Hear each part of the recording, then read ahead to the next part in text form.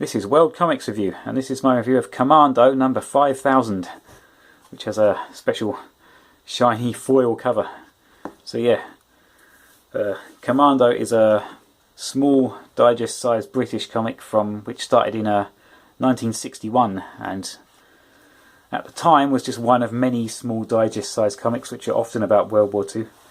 But now it's the only survivor, and also the last bastion of the boys' own tradition in the UK, which started, well, there was a boys' own magazine in 1855, but the real boys' own tradition started with the boys' own paper in 1879, and this is the last survivor of that tradition. So yeah, Commando is mostly about World War I and II, there's occasionally other things. And this is number 5000, although they haven't all been new stories. I think in 1979 they started occasionally reprinting old stories, and then I think in 2012 they started, so they print 8 comics a month in 2 batches of 4, and from I think 2012, basically half of them have been reprints, and occasionally they do a buy special request where all 8 of them are reprints.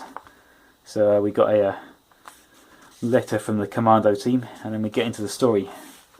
So yeah, Commando's always black and white, usually just 2 panels on a page, and of course this special issue of Commando is about the Commandos. So story by Ferg Handley, art by Carlos Pina. So yeah, a lot of the black and white British adventure comics from the 60s onwards had Spanish and Italian artists, and cover by Ian Kennedy, who's done loads of Commando covers, like maybe getting on for 1,000 Commando covers.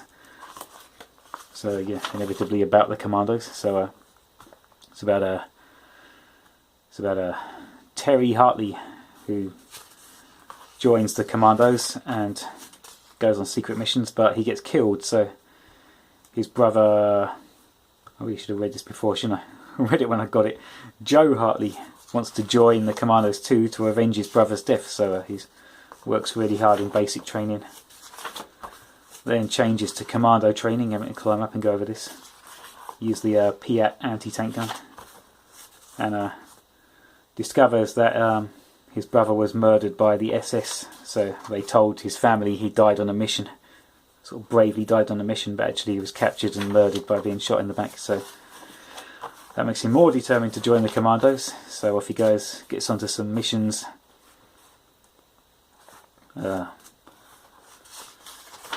So yeah, they storm a house. I think they've killed the Nazis. He goes up to check the upstairs room, and there's 2 just laying there, so he assumes they're dead, but when they go outside, one of them wasn't dead and opens fire.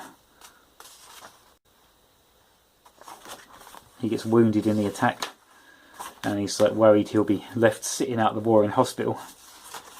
So yeah, it's getting near the end of the war, Germans are surrendering. And then some more missions. They're looking for war criminals, and they find out that the SS squad that killed his brother have captured some villagers, and they're going to kill them when the surrender's signed. So they go off, sneak through the woods, find where the hostages are in this village, and big battle scene. And that's pretty much it, really. Then some of the SS got away. The Commandos are told not to follow them because the war's nearly over, so don't risk it. And it's like an AK-47. I guess the Germans copied some gun like that at the end of the war. And yeah, so the Germans who got away have a naval worth of rocket launcher. They're planning to bombard the village when the surrender is signed. Captures a prisoner, takes him back to tell his officer what the plan is. So the officer authorises the attack on the remaining Germans.